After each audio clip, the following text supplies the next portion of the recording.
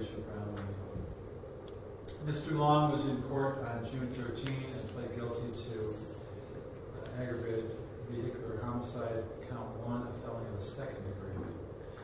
Thereupon, a pre-sentence report was requested. The report was prepared by Blair Atkins and is dated July 17. I would like to make it part of the record on appeal because I have read it and considered the information in it in connection with the sentencing. Additionally, I received a number of materials. Now, I don't know that these are of record. I haven't looked at the docket to check, to be honest, but I'm told by the bailiff that these letters, which were dropped off by either the prosecutor or one of his assistants with the bailiff within the past few days, have also been provided to Ms. Brown O'Neill. But I want the record to be clear, first of all, that I've read them, and second, about what they are. One is a letter from Camilo Gabriel Jr., the son of the victim here. Another is a letter from Elise Gabriel, the granddaughter of the victim. Another is from Miriam Harris, a cousin of Mr. Gabriel. Another is from Carlos Ivan Gabriel, a brother of Mr. Gabriel. Yet another is from Alfonso Gonzalez, who appears to be a friend and admirer of Mr. Gabriel from, as he put it in his letter, the close-knit Latino community in Cleveland. Another is from,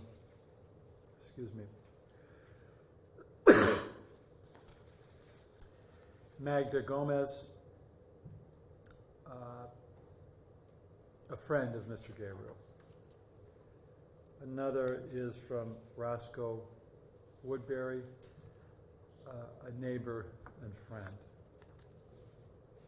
Another is from Enid Albino, a friend. Another is from Ivan Gabriel, and a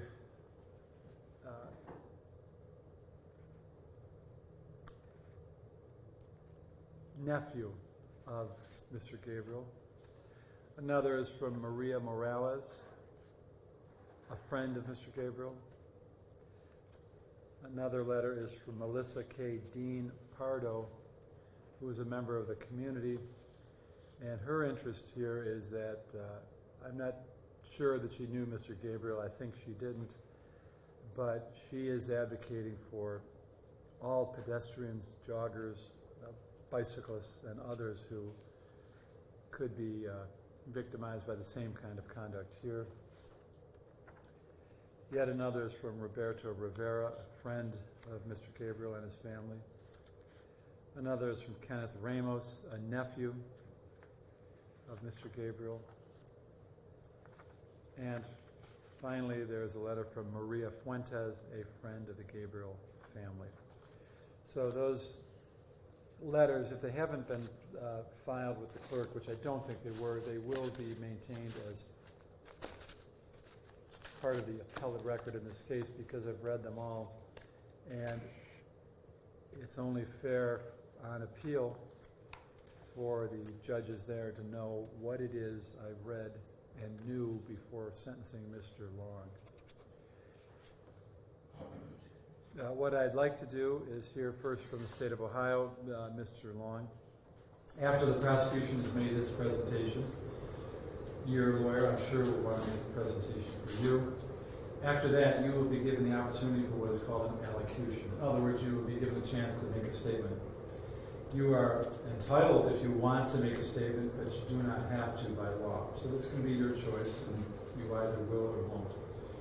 After all of that is done, then I will impose a sentence orally here in open court. I'll put it in writing later today or tomorrow. But before we begin, I suspect, first of all, I should know for the oral record that the spectators gallery is, I would say, completely full.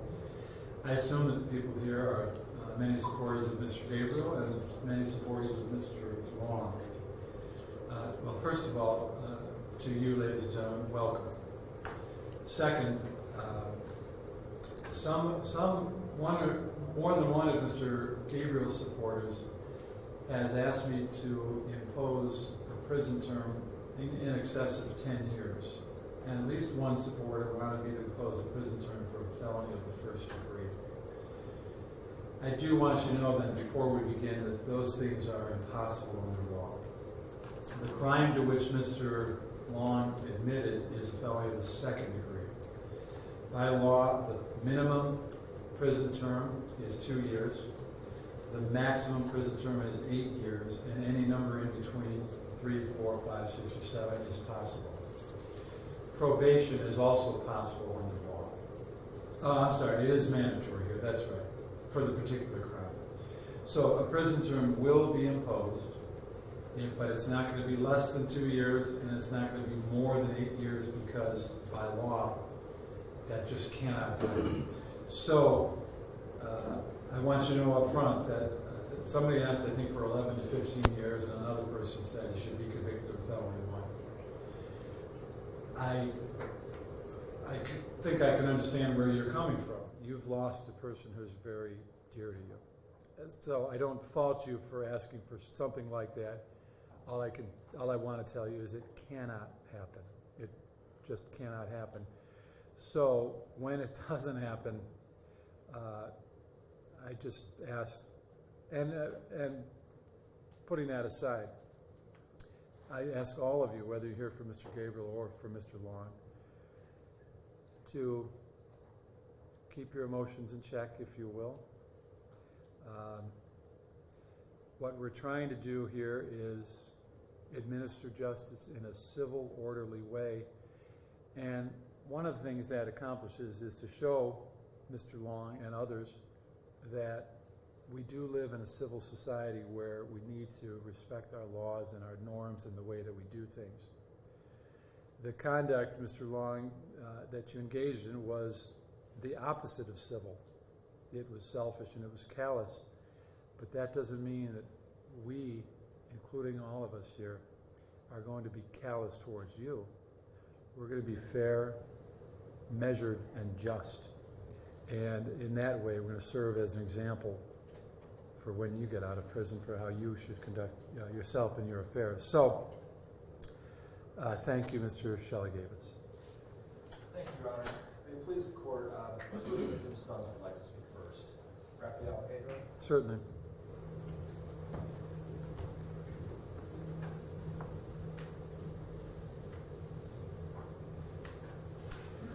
Sir, good morning. Good morning. You are Mr. Gabriel's son? Yes. Sir, I'm sorry for Thank the you. loss of your father, and I'll be happy to hear whatever you think I need to know. I'm reading a letter that my mom had prepared by a friend because she has difficulty reading or speaking in English. So I'm going to do the best that I can.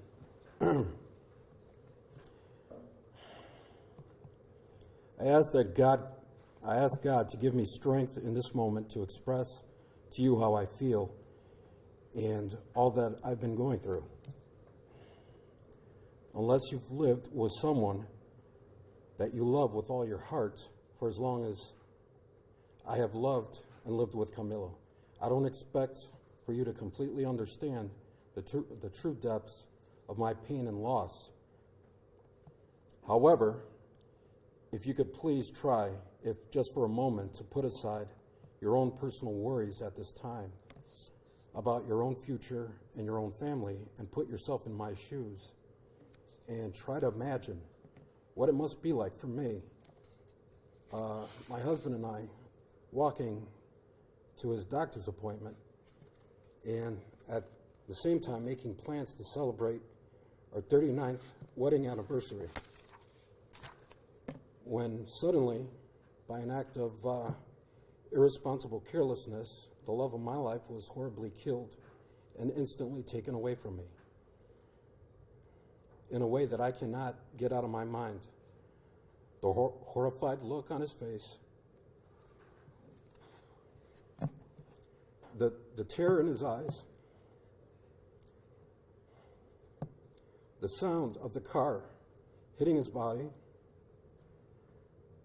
the fall he took, flying through the air, the nightmare of seeing his head hit the street, the people screaming, some taking photos, and you looking at me, not to console me or tell me, ma'am, I'm so sorry, I'm so sorry. Instead, you sped off, making this already horrific moment, if you can imagine, even worse. I know you saw me. I know you heard my shouts to stop. On the day Camilo was killed, we only lacked 6 days before our big wedding celebration. But instead of rejoicing with him on our big day, I spent it crying over his body at a funeral home. I have so many wonderful memories of him. His gentle, smiling face, his wonderful patience, his kind-hearted and big generosity with everyone he knew. He was really always respected, not only by me, but by everyone, always making us laugh, singing, fixing breakfast, morning coffee, on the weekends encouraging me to go with him to Sunday church services. My husband worked 2 jobs. He put both of his sons through school. So many people knew him as a kind, generous man. He threw fundraisers to help people who couldn't help themselves, especially with the cost of funeral expenses. This, and for so many other reasons, is why I fell in love with him. His last act was to save my life, pushing me away from harm. But now, all of my beautiful memories are clouded by this awful memory of his terrified look on his face as he flew through the air after being hit by that car. The day he was killed was the last day his heart was beating. Almost every time I see his picture, I start to cry. I cannot eat without feeling sick. I cannot sleep. When I do, I have nightmares. I wake up, I see his face, I hear his voice. But I'm not the only one whose heart was broken. My children suffer, my grandchildren, anyone who really knew him is suffering. She ends it with saying, I ask God to have mercy on your soul. And that's it. No, last time she was here, she had an episode. She had a panic attack, and the ambulance was called in the whole night. No, I can't fault her. I would just want to give her my condolences if she were here. I asked that if you could, just try to be firm and fair, and understand that our side is, dealing with this permanently, and I understand that they have a temporary, issue also to deal with. So thank you very much. Before you depart, any questions of the witness, Ms. Brown O'Neill? No questions, Your Honor. Was there anything more you wanted to elicit from the witness, Mr. Shelligate? No, Your Honor, thank you. Sir, I'm so grateful for you being here. Thank you. Thank you. Mr. Shelligate. Your Honor, defendant's other son, Camilo Gabriel Jr. would also like to speak.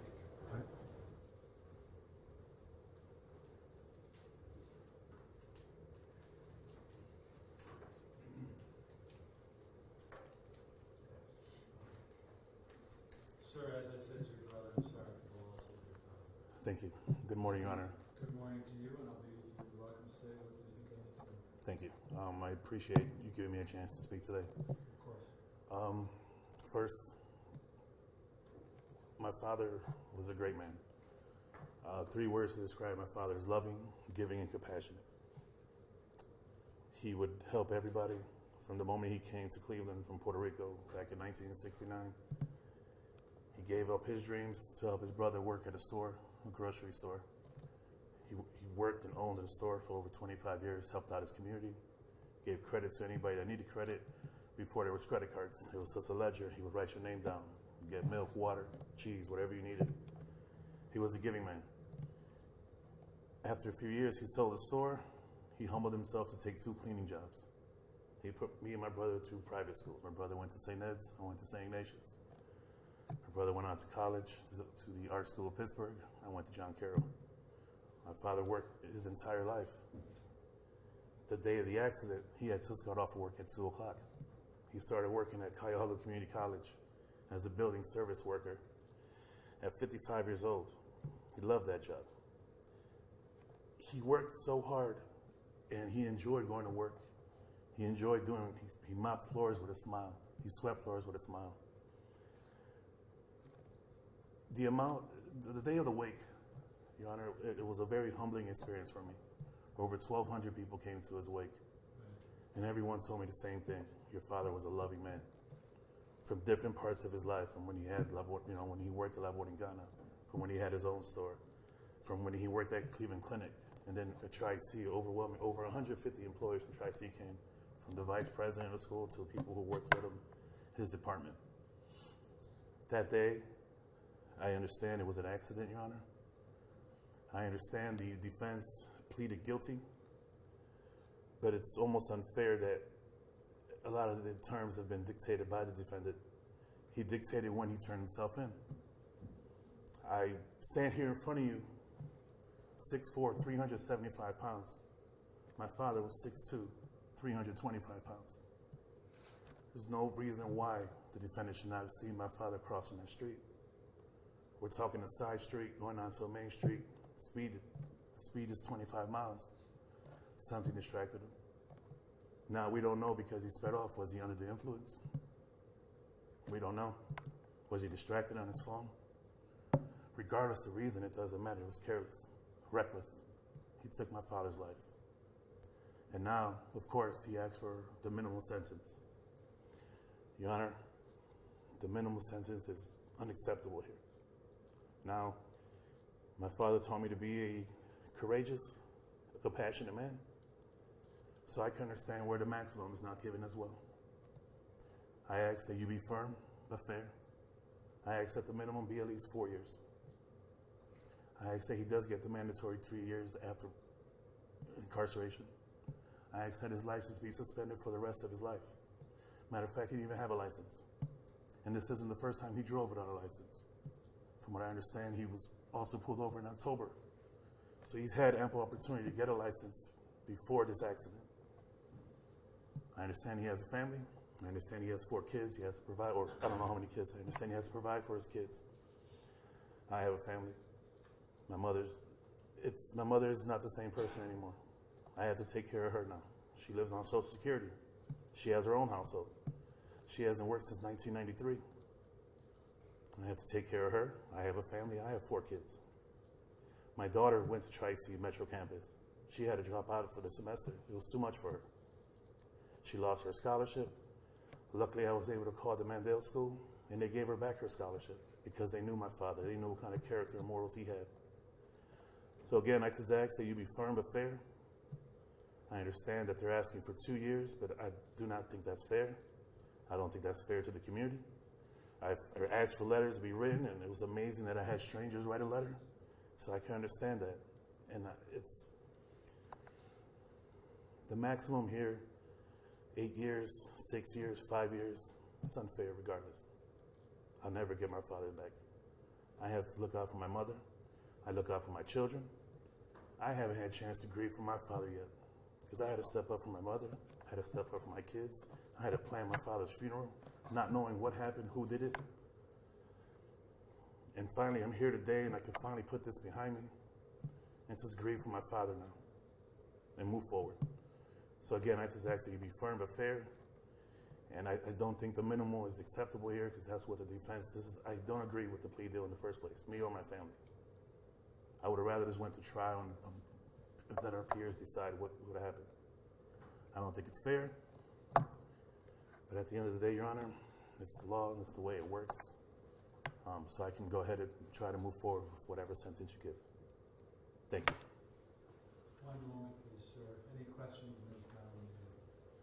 No questions, Your Honor, thank you. Was there anything else you wanted to elicit from the witness, Mr. Shelley? No, Your Honor, thank you. Sir, first of all, thank you for your considered, and I would say measured comments. You would not believe how many people in your situation are not nearly as composed. And it's a wicked conundrum, but you are, by your conduct since your father's death through now, making him proud, but of course in a way that you never wanted to. So I wish nothing but the best for you and your family. Thank you for being here.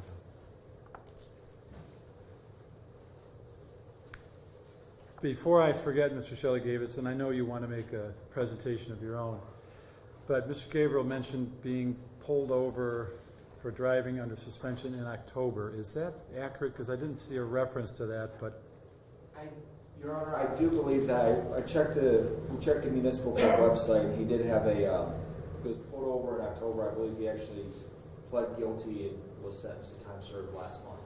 for DUS. For driving without a license. Then that was my next question too, because that's the aggravating factor here. Has he never had a license, or it is suspended and he's never gotten it back? He has never had a license. Okay. And he's, if I remember, 22? Am I wrong on that? I 20? believe that's about correct. Okay. And I'm sorry for putting you out of order, but since Mr. Gabriel mentioned it, I didn't want to forget to ask later. I'll be happy to hear whatever you have to present next. Thank you, Your Honor. And I'll be brief because I don't know how much more I can really add.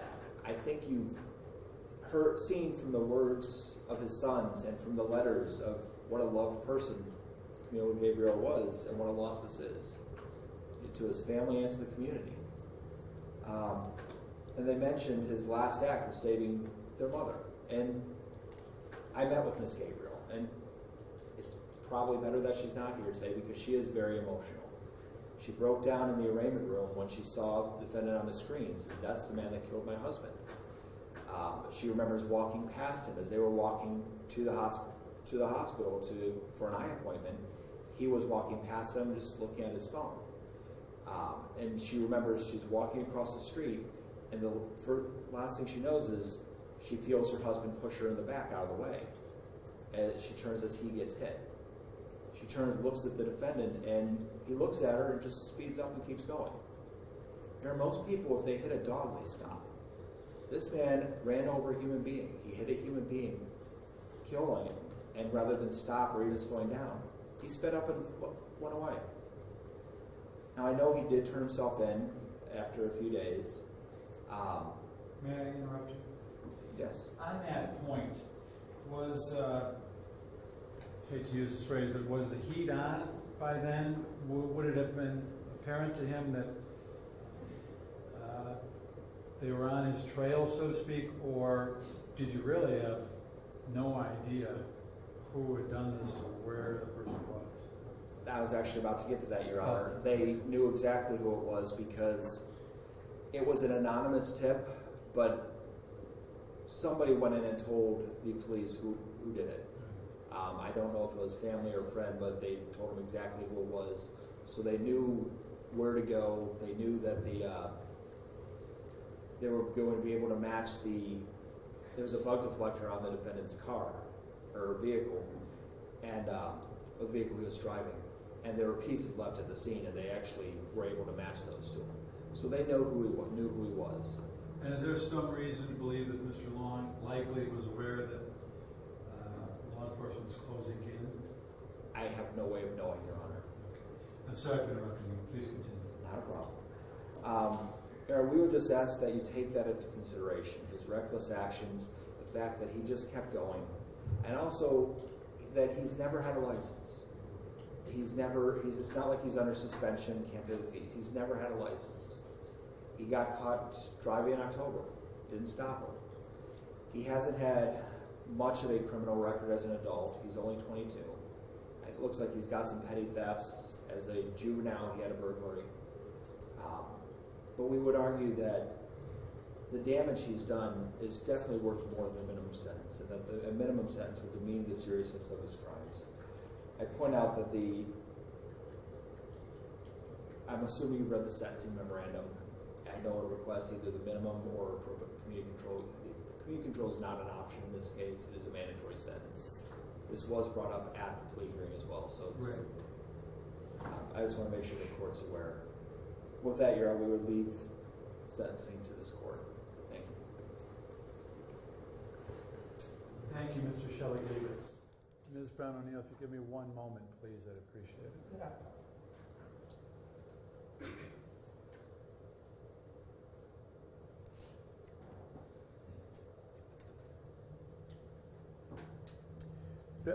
Before today's hearing, I didn't re-review the change of plea judgment entry, which is why I didn't remember this, that prison is mandatory, but certainly it is noted in that entry. Second, I also didn't mention, but I have read the July 15, 2019 sentencing memorandum. That written document is already of record, so it's not necessary to separately make it part of the record again on appeal. Ms. Brown O'Neill. Thank you, Your Honor. On behalf of Mr. Long, first, Your Honor, I can indicate that on behalf of myself and my client, we are extremely remorseful, understanding, and apologetic for the loss of Mr. Gabriel. The purposes of our presence today, however, is the sentencing of Mr. Long. And in looking at the purposes and principles of sentencing, there are a number of factors that the court is to consider when imposing sentence. Your Honor, I want to first address some of the points that were just recently made as it relates to when Mr. Long did not stop, and whether or not, as the court indicated, for lack of a better term, the heat was on.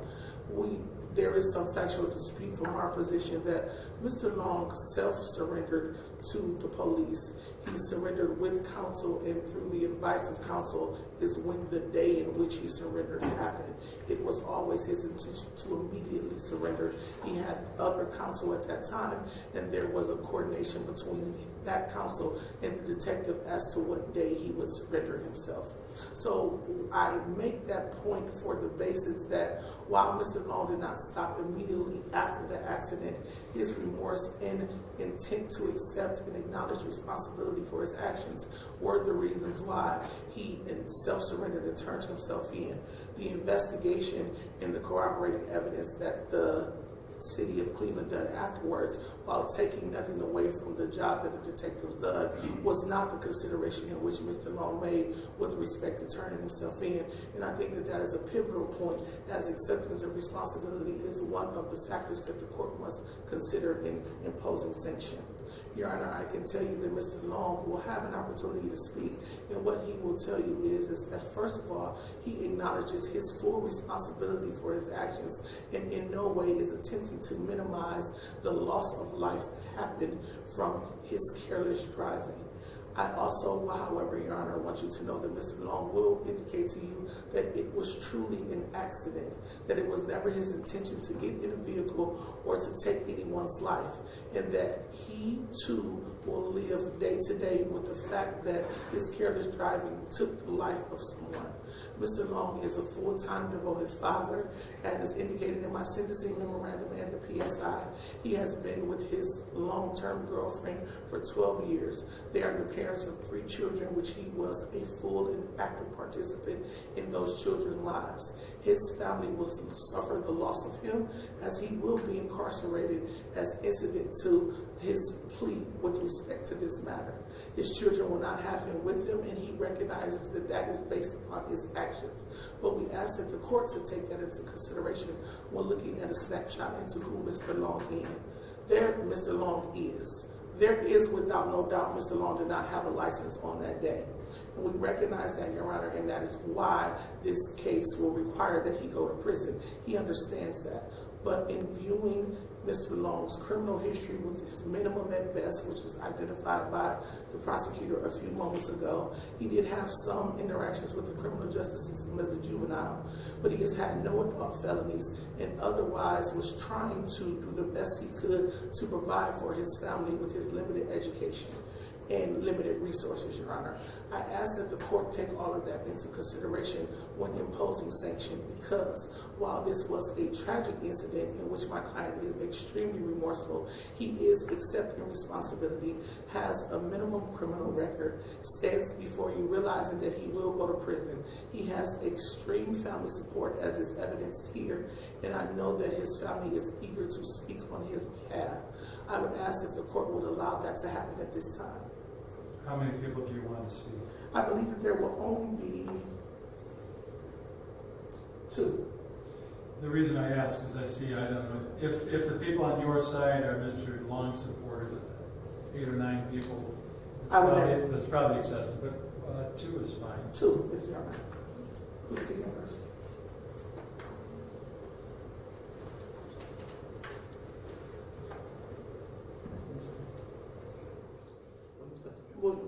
William Smith, his brother, would like to speak at this time, Your Honor. William Smith. Mr. Smith, good morning. Good morning. What do I need to know before sentencing Mr. Long? Basically, I just want to confirm everything the lawyer's saying. You know, she only been dealing with him for the amount of time that this case been going on. But that's my little brother. And I'm just going to be blunt, honest, and everything. Out of the kids who grew up out of my household, I was the problem. I'm the one that just, I'm the one that went to, that anything that you, the idea that they trying to paint him to be, that'd be me. But I can say that because I did my time and everything I was supposed to do for it. But I'm saying that to say, by me being the picture that they trying to paint, I can say from this side that that's not him at all. Don't know nothing about nothing. Don't engage it to nothing. Even when I tried to influence him to go out there with me to do the things that I was doing, no. He had an excuse every time for not to be there. And the kids will be that. Recently, I just got out June 11th, just passed. For prison? Yeah, parole violation. And honestly, I got violated 2 days after I was with him. And I'm saying that to say, what I did, he had the perfect opportunity to be right there next to me. I'm his older brother. I got all the influence I could possibly have on him. But when it comes down to anything, him stepping out of his character and being somebody that they trying to paint him to be, that's not in him. He don't got that in him at all. It's not.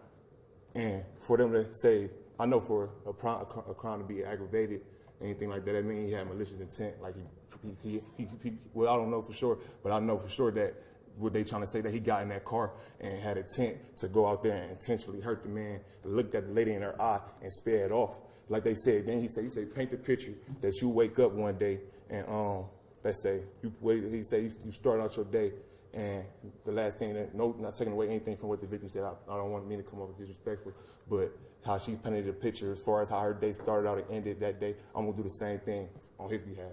Imagine you at the hospital with your baby mother leaving while she's in the hospital with her son, leaving an appointment. He's there with her to support him, showing you how much he's involved with those kids' life. He goes around, let them stay in the hospital. It's winter. He's walking to get the car. He's not thinking about hurting anybody. He's sparing this baby mother and this child a brutal winter walk, going all the way around 2-3 streets over from the hospital to get the car, to come around and get them, to take them home, to continue to be a father.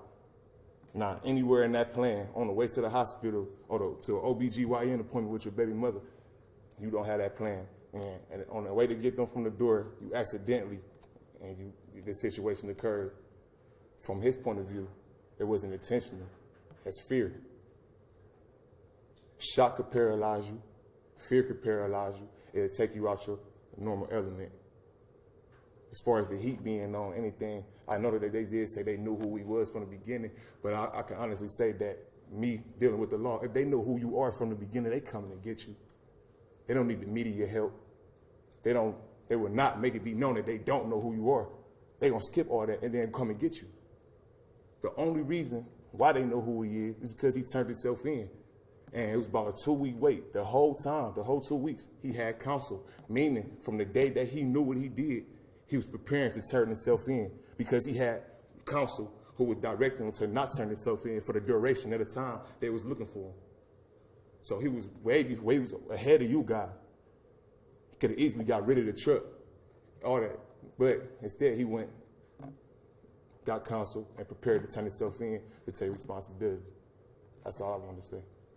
Well, before you leave, I just want to make sure you know, the elements of this crime, even though the word aggravated is in the name of the crime, are that while he was operating a car, basically, he caused the death of Mr. Gabriel recklessly.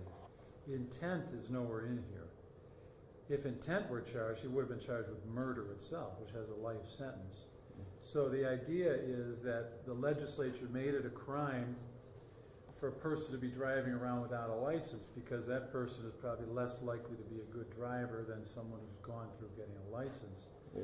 So intent was never charged. And in fact, Mr. Gabriel's sons acknowledged that it was an accident. They agree it's an accident. Yeah, I'm not speaking as in counteractive of what the victim's family said.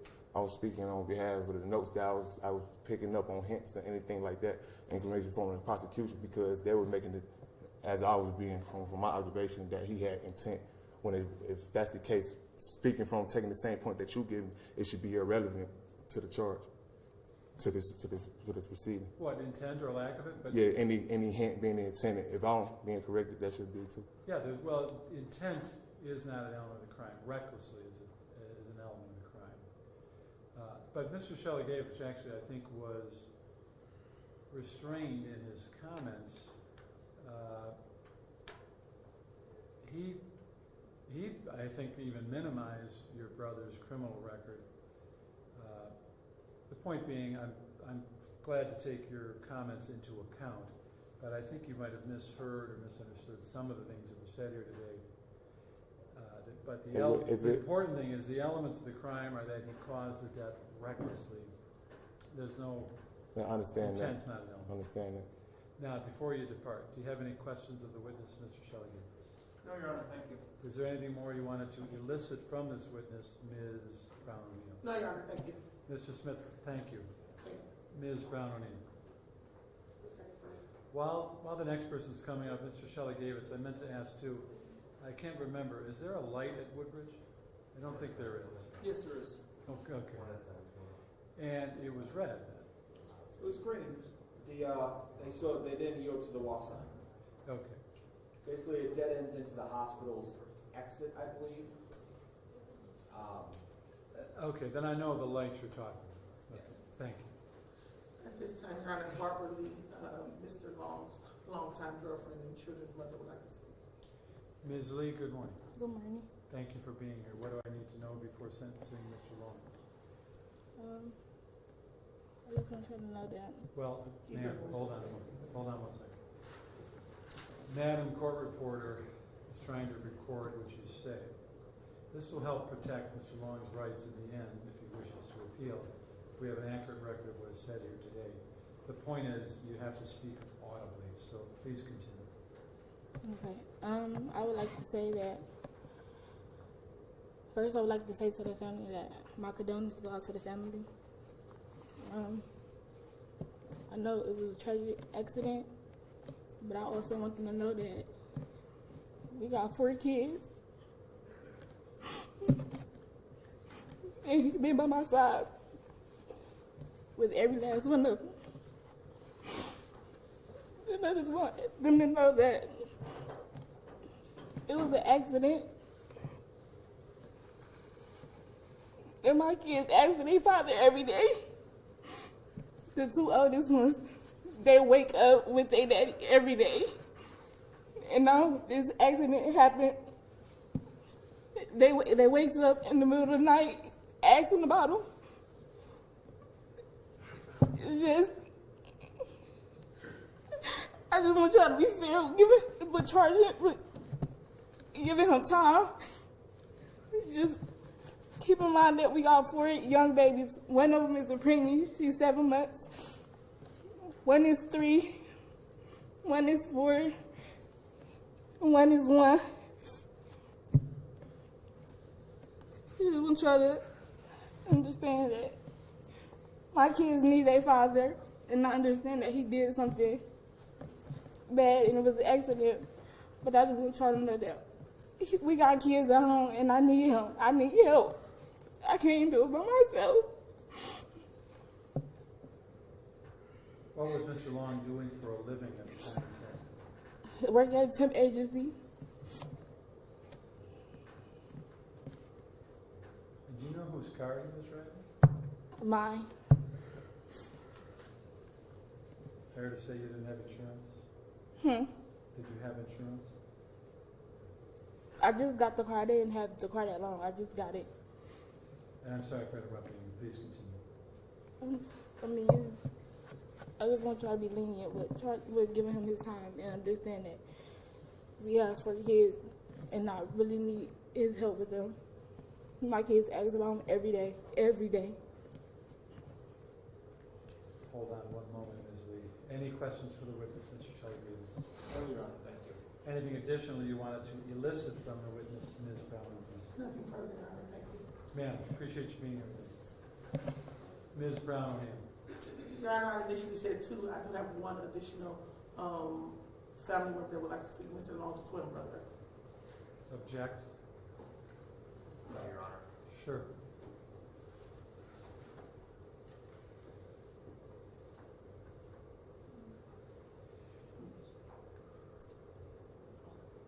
Davonte Long.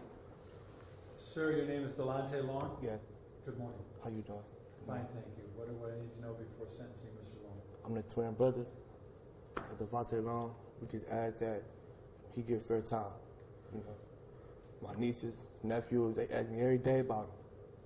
You know, I lied to him. He in school. He at work. You know, my brother never did nothing. Nothing. And I'm fair to say, like, it's an accident. I'm sorry to the people. Like, we sorry. Like, it probably ain't gonna be the same on both sides for a minute, you know? But we just asking for fair time. Give them a second chance to be there for them kids. Hopefully they can see the vision the same way that we see it. And we see the same vision the way that they probably don't think that we see about they lost. Because 9 out of 10, I know that's better than my brother every night. It been night, he called us. He can't sleep. It been night, we on the phone together. He crying like he not ready for that. He not built for that. And he not that guy. The press make him seem like he just hit and run, like he should have stopped, yeah, but you scared. He told me. My brother not gonna lie to me. He not. Out of everything we've been through, he never lied to me. My brother said he's scared, he's nervous, he's sorry. Like, I don't know. That's my twin. Like, I feel it. I feel it. Like, it's hard on us. I'm just asking, please, give me a second chance. I'm not asking for the max, but I'm at least half. I think half should be fair. Please, Your Honor. Anything else, sir? And sorry again to the family, y'all. We sorry, y'all. This mess with us too, y'all. Like, if y'all don't think this mess with us, y'all, I promise y'all. It do. I'm sorry, y'all. We sorry. I promise. Sir, before you leave, I want to mention two things. First, you talked about hit and run, which is a colloquial term. That's not the crime here. But if it were the crime here is the hitting. Yes. In other words, once he drives without a license and then hits someone recklessly, the crime is committed. The running portion of it, the not staying at the scene, is something to be considered when deciding the punishment. But the crime is completed once the accident happens. Second, I think Mr. Gabriel's sons have acknowledged that they don't believe your brother had criminal intent here. Now, one other thing, sir. Mr. Shelagavich, do you have any questions of the witness? No, Your Honor, thank you. Anything additional you wanted to elicit from the witness, Ms. Brown O'Neill? No, Your Honor, thank you. Sir, thank you for coming down today. Appreciate Thank you. it. Ms. Brown O'Neill. Thank you, Your Honor. Just in closing, on this day, Mr. Gabriel and Mr. Long were, Mr. Gabriel headed to his own doctor's appointment, Mr. Long there for his child's appointment, and that day has forever changed the lives of both families. I believe that it has been put to you pretty adequately that my client is extremely remorseful that it was an accident on this day, and that he acknowledges vehemently that he is going to have to atone for his actions on that day. We are asking this court to temper justice with mercy, to consider the fact that it was an accident, his turning himself in, his pleading guilty and accepting responsibility for his actions, his minimum criminal history, and I believe his true remorse. And we would ask if the court would consider giving a minimum sanction. Thank you. And I believe Mr. Long is going to speak. Thank you, Ms. Brown O'Neill. Before you sit down, Ms. Brown O'Neill, let me ask the prosecutor one quick question. Did you uncover any evidence that Mr. Long slammed on the brakes or swerved or did something to try to avoid the accident? According to the witnesses, he did not, Your Honor. Either before or after, he did not slow down, he did not slam the brakes, he did not swerve. After it happened, he sped up. But Mr. Gabriel and his wife were crossing against the light. They had a walk sign. Oh, I thought That's why I said no, they had a walk sign, the light was green, but you still have to. Well, I want to make sure I understand you. From Mr. Long, or a driver in his position's perspective, his light was green. Correct. And yet, the pedestrian walk signal for Mr. Gabriel and his wife was a solid white, meaning you could go. Right. So Were they crossing 25th or Woodbridge? 25th. He was now, coming off now you're Woodbridge. making sense. Okay. I'm sorry. I thought they were crossing Woodbridge. No, they're When you crossing. said he had a green light, it introduced an element I hadn't heard of before. This is why I wanted to clear it up. Now I understand. They were walking from what? The hospital? From west to east or east to west? Towards the hospital or away from the hospital? They were walking towards the hospital Okay. to go to his appointment. And so he must have come from there right as they were crossing. Or Right. from the He left. had walked past them. I'm guessing he was parked on Woodbridge and had pulled and turned left. Okay. That's what I wanted to clear up. And that's why I asked you, Ms. Brown O'Neill, not to sit yet. I do have Now a, that that's, well, first of all, you agree that that's what discovery showed of how this accident I happened? do not. I think that that's a factual dispute, Your Honor, whether or not they had the right of way.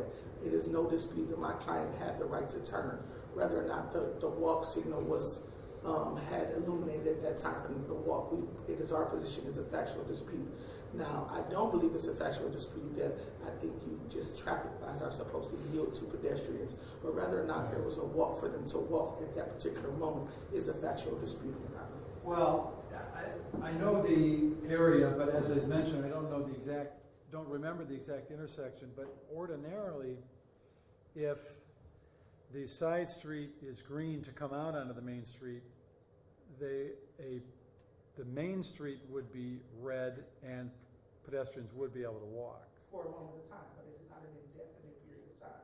You don't just walk, because in that period, you'll never be able to turn. The walk sign illuminates for a particular point in time, and then it says that you can no longer walk. Well, there's one person, well, maybe more than one, but certainly one who could have answered the question. What did Ms. Gabriel say? Walk. Okay. Good. So, thank you for adding more information and clearing up the misunderstanding that I had. Mr. Shelley Davis, anything else from Ms. Brown O'Neill before I offer Mr. Long the opportunity for an allocution? No, nothing further. Right. Thank you to the two lawyers. Mr. Long, before a sentence is imposed, do you wish to either make a statement on your own behalf or present additional information in mitigation of punishment?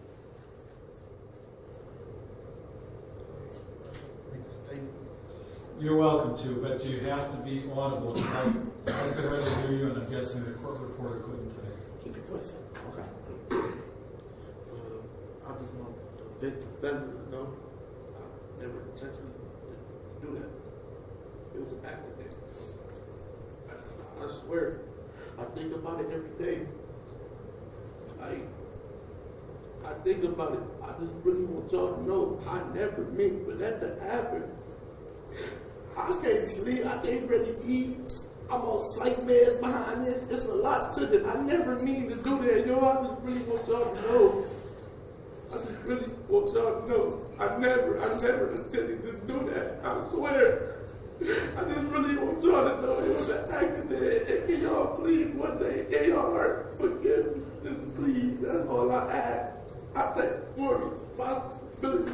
I just really want y'all to know it was a mistake.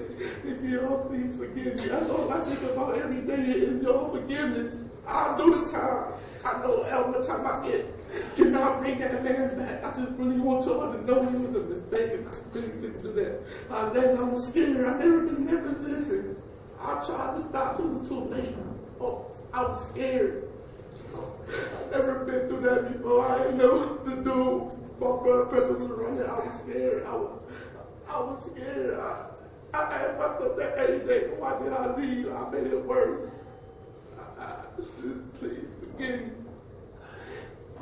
Please forgive me. It was a mistake. I never intended to do that.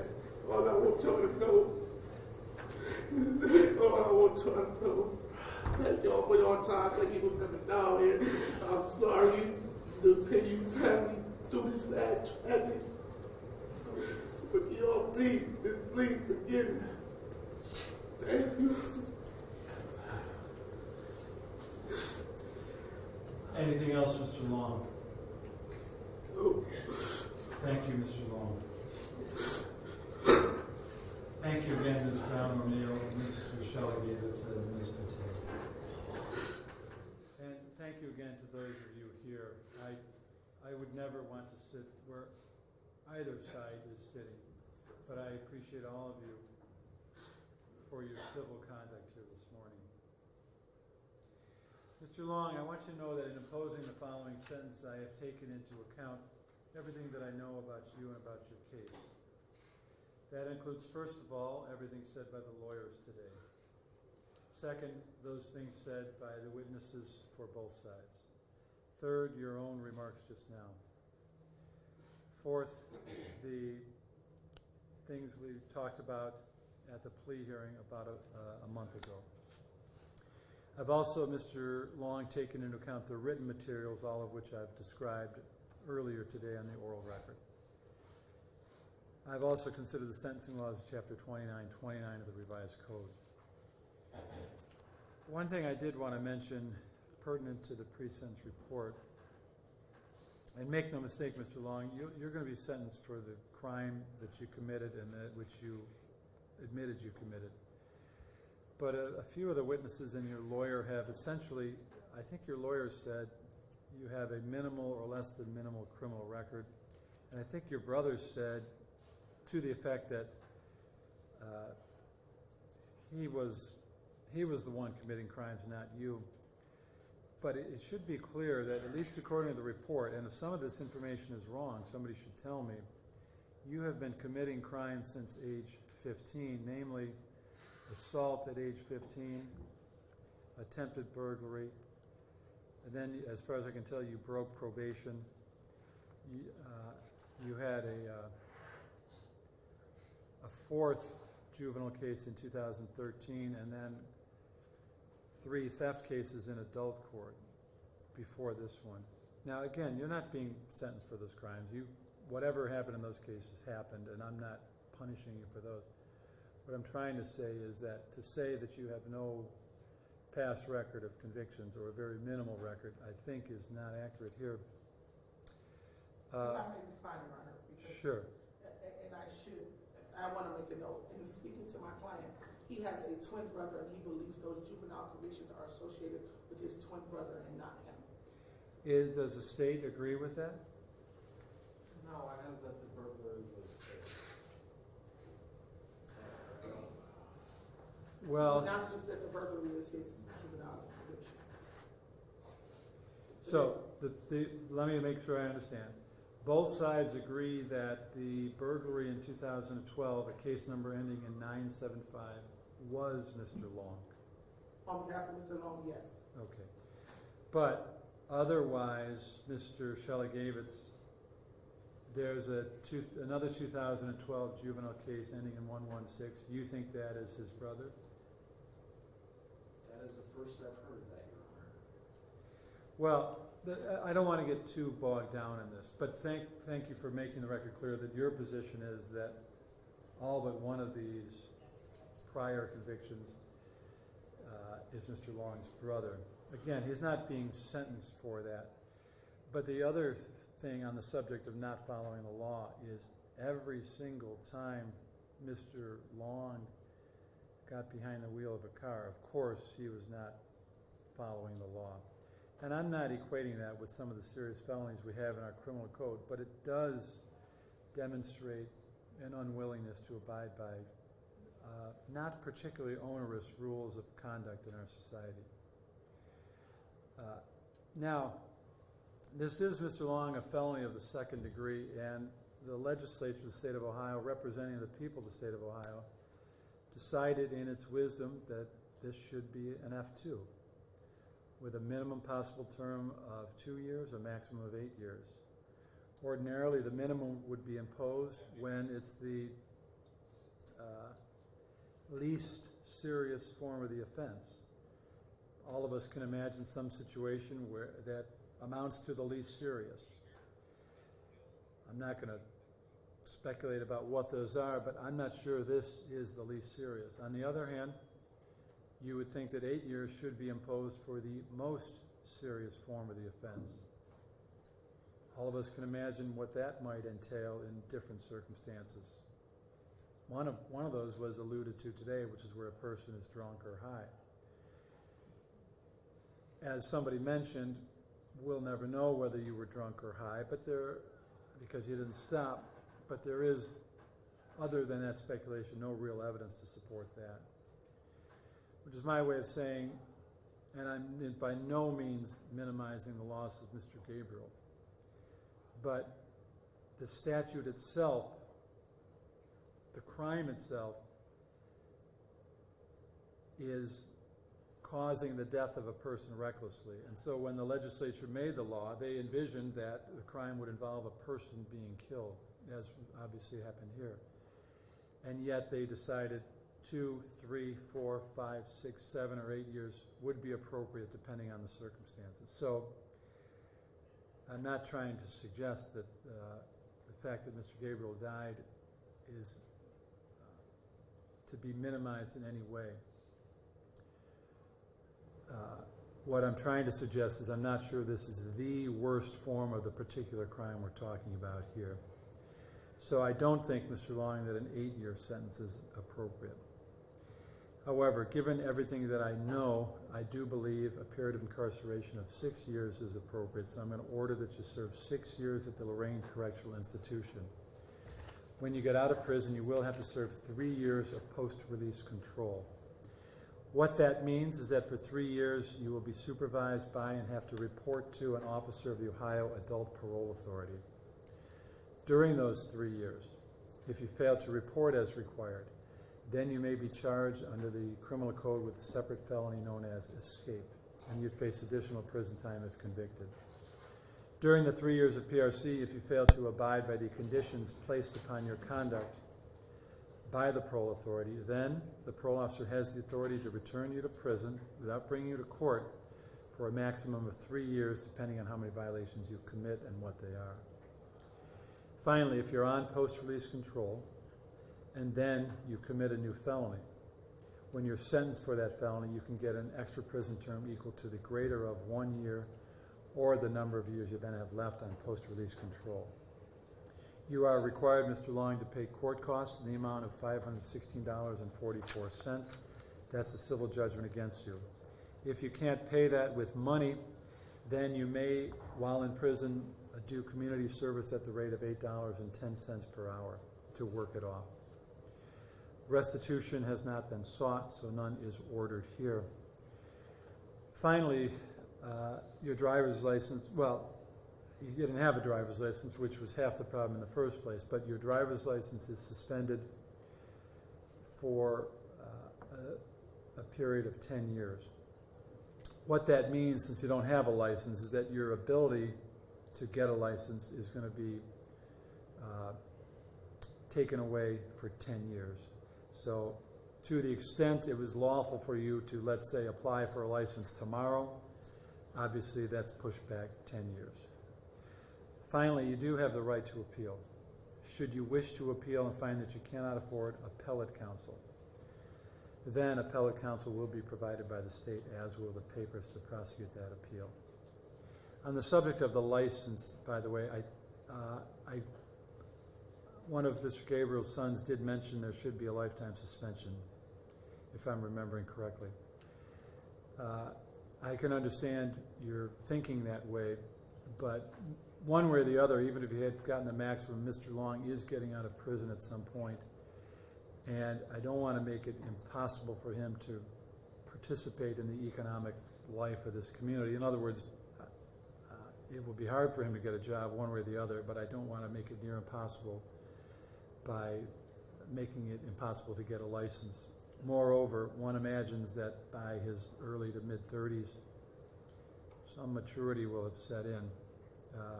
I hope that is the case, Mr. Long, but that's really up to you in the end. Mr. Shelley-Gavitz, is there anything that Criminal Rule 32 obligates me to do on the oral record that I failed to do here today? No, Your Honor, thank you. Was there anything discretionary that you think should have been mentioned or covered? No, Your Honor, thank you. And same question, Ms. Patel. Yes, Your Honor. And is there anything else you wanted me to do before we go off the record, Ms. Brown O'Neill? No, Your Honor, thank you. Thank you to the participants. I am going to ask those of you here for Mr. Gabriel, if you would kindly wait and maybe sit for a minute or two. I'm going to ask Mr. Long's supporters to depart the courtroom. And I'm going to ask that you wait till they depart and give them a couple minutes, just so there's no chance that you run into each other on the elevator or on the sidewalk. I've mentioned more than once today that I appreciate all of you for being civil here today. And this is just a way of assuring as best as possible that it stays that way. So I thank you again, and we're off the record. Thank you, Sheriff. All rise.